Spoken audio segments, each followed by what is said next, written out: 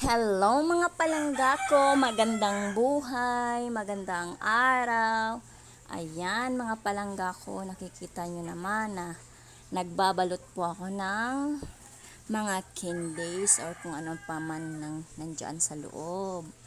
Kasi nga po mga palangga ko, share ko lang, kasi malapit na po ang Kapaskuhan. Ngayong 24 po, yan po ang araw ng mga bata na special para sa kanila. Ayun.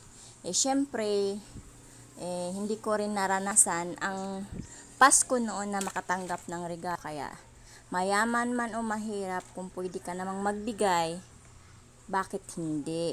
Kahit kunti pa yan, kahit 5 piso pa yan, at least bukal sa loob mo na maging masaya yung mga bata. Ayan.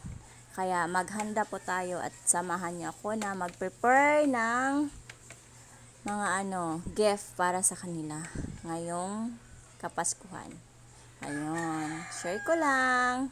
Thank you for watching, mga palangga ko. See you in my next video and more videos, and please like and share and follow for more. Ayan, masaya po ako. 3 taon ko nang ginagawa na mamigay ng ganyan. At